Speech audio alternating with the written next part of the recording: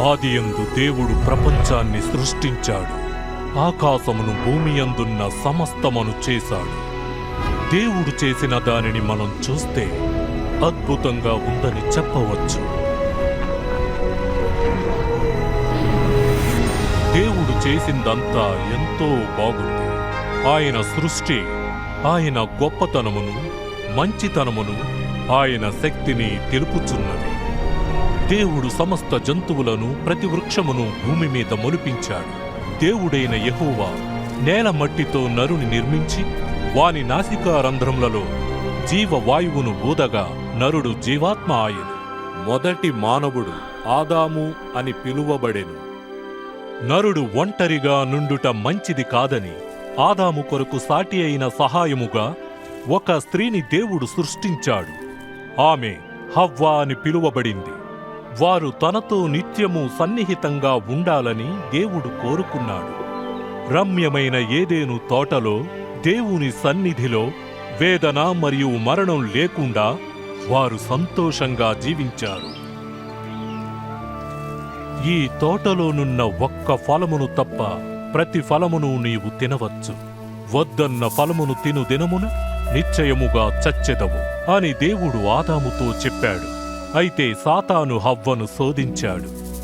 ఆమె దేవుడు తినవద్దన్న పండు తిని భర్తకు కూడా ఇచ్చింది. దేవుడు వద్దన్న పని చేయుట వలన దేవునితో వారి సంబంధం తెగిపోయింది. దేవుడు పరిశుద్ధుడు, కావున పాపులు ఆయన సన్నిధిలో నిలువలేరు. కాబట్టి దేవుడు ఆదాము హవ్వలను ఏదెను తోటలో నుండి పంపివేశాడు. వారు దేవుని మాటకు అవిధేయులైనందున ఈ బాధను అనుభవించిరి.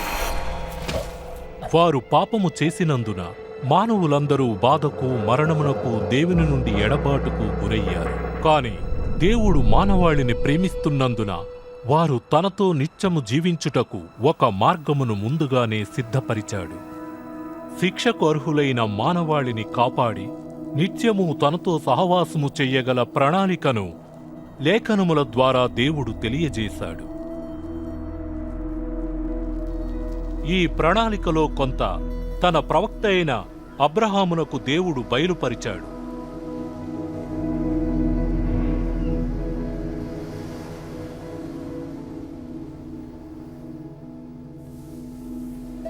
అబ్రహాము దేవుణ్ణి నమ్మి ఆయనను మహిమపరిచెను. దేవుడు అతనిని ఆశీర్వదించి అతని ద్వారా సమస్త జనులను ఆశీర్వదిస్తానని వాగ్దానం చేశాడు. నిన్ను ఆశీర్వదించి నిశ్చయముగా నీ సంతానమును సముద్ర తీరమందలి ఇసుకవలే విస్తరింపచేసి మరియు ఆకాశ నక్షత్రముల వలె చేసెదనని దేవుడు వాగ్దానం చేశాడు. అబ్రహాము దేవుణ్ణి నమ్మెను. అతని నమ్మకాన్ని బట్టి అబ్రహాము నీతిమంతుడని దేవుడు ప్రకటించాడు.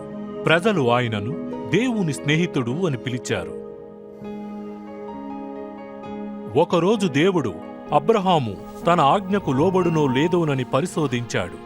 తన కుమారుని బలి అర్పించమని అబ్రహాముతో దేవుడు చెప్పాడు. అబ్రహాం తన సంతతిని ఈ కుమారుని ద్వారానే విస్తరింపచేసెదనని దేవుడు చేసిన వాగ్దానమును ఎరిగియుండి దేవుని నమ్మి ఆయనకు విధేయత చూపించాడు.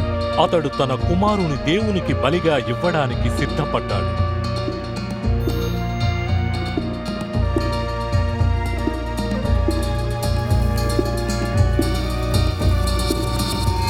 ఆ చిన్నవాని మీద చెయ్యి వేయకుము, అతనినేమియూ చెయ్యకుము.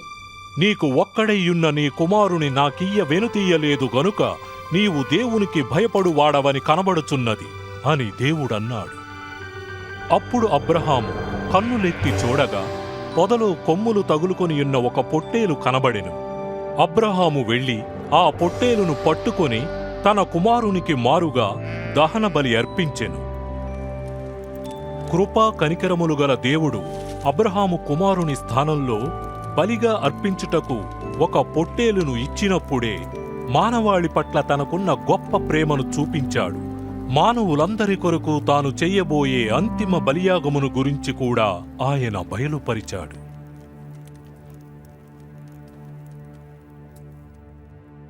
ఆదాము సంతతిని వారి యొక్క పాపశాపముల నుండి విడుదల చేయుటకు పాపములేని వ్యక్తిని వారి స్థానములో మరణించుటకు పంపిస్తానని చాలా కాలం క్రితమే ప్రవక్తల ద్వారా దేవుడు తెలియజేశాడు. ఆయనను నమ్మిన వారికి ఈ బలియాగము ద్వారా దేవునితో నిత్య సహవాసము చేయుటకు మార్గము తెరవబడును. ప్రవక్తలు ఆయనను మెస్సయ్య అని పిలిచారు. ప్రజల పాపముల నుండి విడిపించుటకు, వారిని దేవుని నామమున నిత్యము పాలించుటకు మెస్సయ్యను దేవుడు పంపిస్తాడని ప్రవక్తలు ప్రవచించారు. కొన్ని వందల సంవత్సరముల క్రితమే మెస్సయ్య చెయ్యబోయే కార్యములను మరియు పొందబోయే శ్రమలను గూర్చి ప్రవక్తలు తెలియజేశారు. మెస్సయ్యతో నీవు నా కుమారుడవు అని దేవుడు చెప్పునని ప్రవక్తలలో ఒకరు చెప్పారు. దాని అర్థం శరీర సంబంధమైన కుమారుడు అని కాదు. దేవుని కుమారుడు అనే నామము మెస్సయ్యకు దేవునితో గల సంబంధాన్ని, లోక రక్షకునిగా, ప్రభువుగా ఆయన పాత్రను వివరిస్తుంది. ప్రవక్త అయిన యెషయా కన్యక గర్భవతియే కుమారుని కనును అని ప్రవచించెను. ఈయన కన్యక గర్భమందు మనుష్య కుమారునిగా జన్మించి దేవునిని లోకమునకు వెల్లడిపరచడానికి పంపబడిన నిత్యమైన దేవుని వాక్యమయ్యున్నాడు. మెస్సయ్య బెత్లెహేములో జన్మించునని ప్రవక్తలు ప్రవచించిరి. ఆయన వారి రాజుగా యెరూషలేములో ప్రవేశించునని మరియు 30 వెండి నాణెములకు తన శిష్యుని చేత అమ్మబడునని వారు ముందే తెలియజేశారు. మెస్సయ్య తన ప్రాణాన్ని త్యాగం చేస్తాడని, 3వ దినమున మృతులలో నుండి దేవుడు ఆయనను లేపునని ప్రవక్తలు చెప్పారు. ప్రవక్తలు మెస్సయ్యను మనుష్య కుమారుడు అని పిలిచారు. మరియు ఆయన మేఘారోహణుడై పరమునకేగుననియు, దేవుడు సదాకాలము సమస్త జనుల మీద ఆయనకు అధికారమిచ్చునని ప్రవచించిరి. 2000 సంవత్సరాల మునుపు యేసు అనే పేరుగల వ్యక్తి ఈ లోకములో నివసించెను. ఆయన చేసిన కార్యములను చూచిన ప్రజలు మెస్సయ్య ఈయనేనా అని ఒకరితో ఒకరు చెప్పుకున్నారు. యేసు యొక్క జీవితం మెస్సయ్యను గురించిన ప్రవచనాలను నెరవేర్చినదా? లేఖనాలలో వ్రాయబడినట్లుగా యేసు ఎవరు? ఆయన చెప్పిన మరియు చేసిన అనేక క్రియలలో కొన్నింటిని ఈ చలనచిత్రం ద్వారా చూపించడమైనది. ఈ చిత్రంలో ఒక వ్యక్తి యేసు పాత్రను పోషించాడు. దీన్ని చేయటానికి యోగ్యుడైన వారు ఎవ్వరూ లేరు. కాని ప్రజలు యేసు జీవితం గురించి తెలుసుకుంటారని, దేవుడు వాగ్దానం చేసిన రక్షణను పొందుతారని ఈ చలనచిత్రం నిర్మించడం జరిగింది.